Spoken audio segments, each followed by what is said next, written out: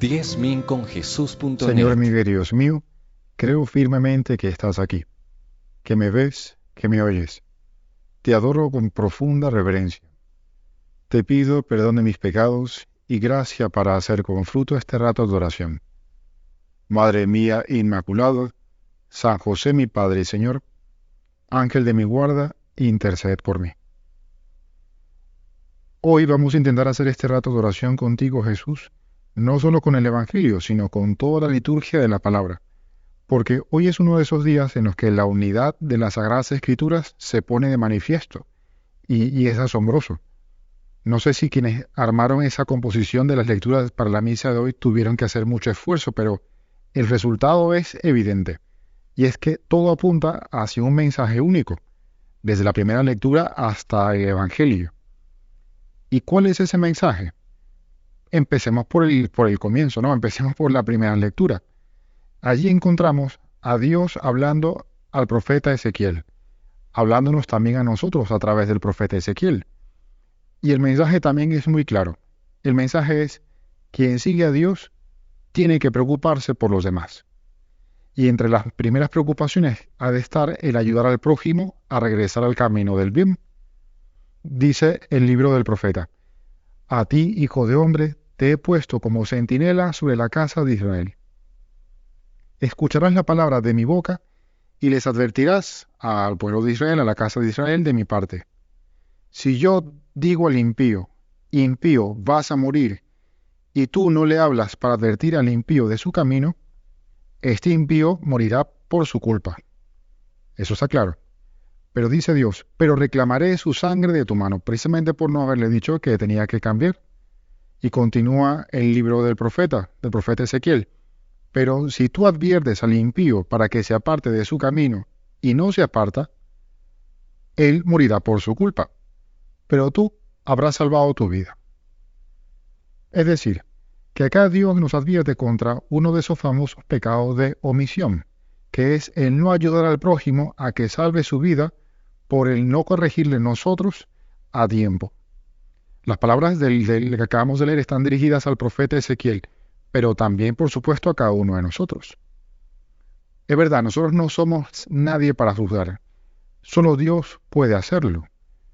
Pero tantas veces Dios nos da luces para que veamos a las personas como Él las ve, para ver sus bondades, pero también para ver las cosas en las que podrían mejorar y también para ayudarlas a mejorar en su relación con Dios. Es más, aunque como ha hecho en otras ocasiones, Él podría manifestarse de un modo espectacular y hacer que una persona concreta cambie y redirija su vida hacia el buen camino. El ejemplo más, el que me viene a la cabeza es el de San Pablo. Dios prefiere servirse de pobres instrumentos ineptos para poder conseguir lo mismo. En el pasaje de Ezequiel se entiende que quien corrige lo hace porque la indicación viene de Dios. Por eso te pedimos, Señor, que no nos apresuremos a juzgar a los demás tan precipitadamente. Ayúdanos a refrenar ese impulso que nos viene casi inmediatamente, nos surge casi en automático por la indignación ante la injusticia o cuando es evidente para nosotros que los demás tienen defectos. Pero te pedimos, Señor, que nos ayudes a tener, vamos a decir, tanta naturalidad en el diálogo contigo, en tener tanta vida interior, un corazón que esté como bullendo siempre en amor de Dios, que nos salga con mayor naturalidad el diálogo contigo, que todo lo intentemos pasar por el filtro de tus ojos. Señor, ¿cómo ves tú a esta persona? ¿Tú la amas sabiendo que tiene este o aquel defecto? ¿De verdad crees tú, Jesús, que esa persona puede mejorar?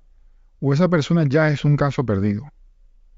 Señor, ¿por qué te tomas la molestia de seguirle dando oportunidades? Y una pregunta que a mí me ayuda muchísimo. Jesús, ¿tú volverías a subirte a la cruz también por esa persona? ¿Por qué prefieres correr el riesgo de que esa persona use su libertad para algo que tú no quieres, para lo que no es su bien?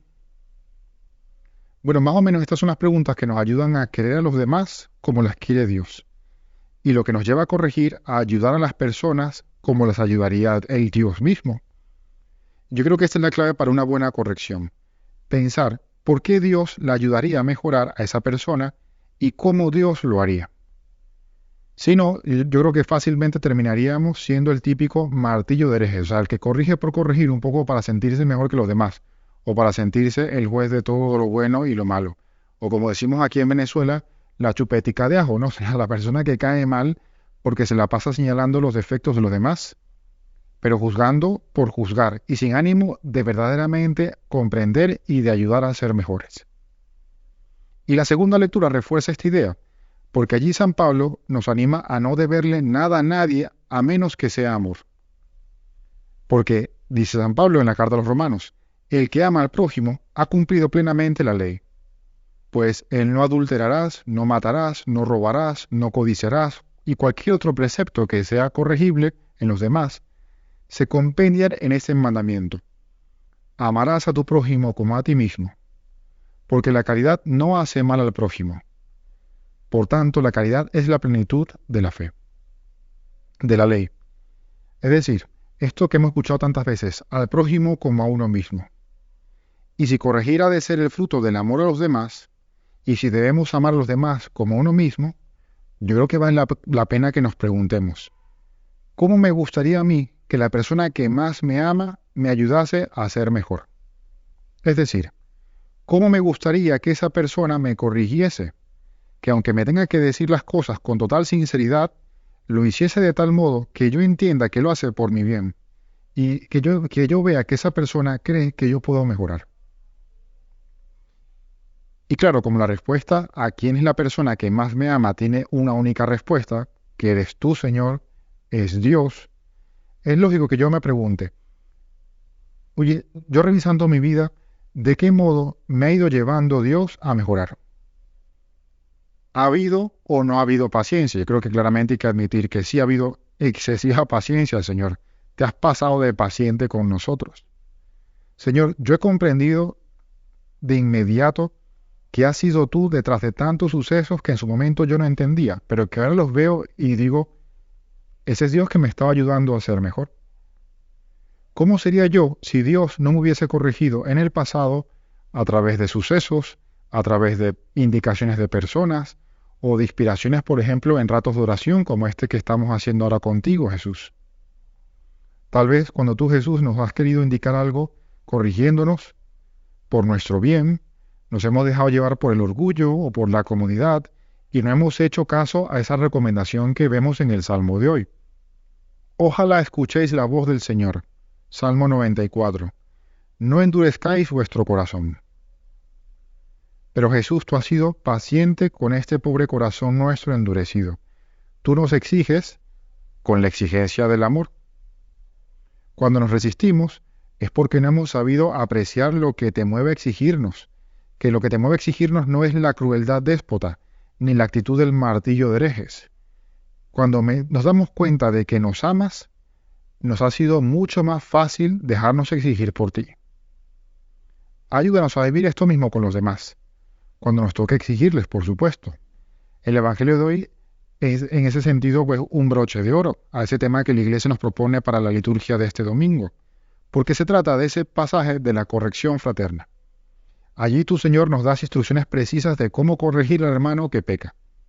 Primero, corregir a solas, luego con un testigo y después delante de toda la comunidad.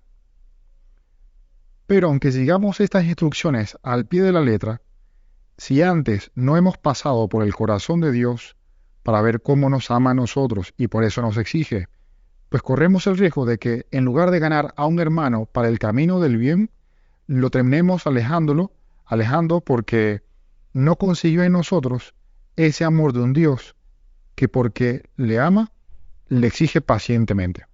Claro, como hace con nosotros. Por eso, qué impresionante la coherencia de las lecturas de hoy. Y te pedimos, Señor, para terminar este rato de oración contigo, la coherencia también entre lo que recibimos de ti y lo que hacemos a los demás. Que si nos toca corregir, que pasemos primero por la oración. Bueno, para conversar contigo y preguntarte, oye, ¿cómo lo harías tú? O ayúdanos a corregir valientemente para que lo hagamos de modo que para esa persona sea más fácil ver el amor de Dios detrás de esa indicación, de un Dios que lo que busca es su bien, su felicidad. Danos, Señor, la paciencia para saber esperar, para saber contar con la acción de la gracia, esa acción en las almas, y que lo que pedimos con el Salmo de hoy para nosotros, lo pidamos también para los demás. Que ni nosotros, ni las personas que tenemos cerca, cuando nos toque corregirlas, endurezcamos nuestro corazón a esas exigencias del amor de Dios. Te doy gracias, Dios mío, por los buenos propósitos, afectos e inspiraciones que me has comunicado en esta meditación. Te pido ayuda para ponerlos por obra. Madre mía Inmaculada, San José mi Padre y Señor, Ángel de mi guarda, interceded por mí.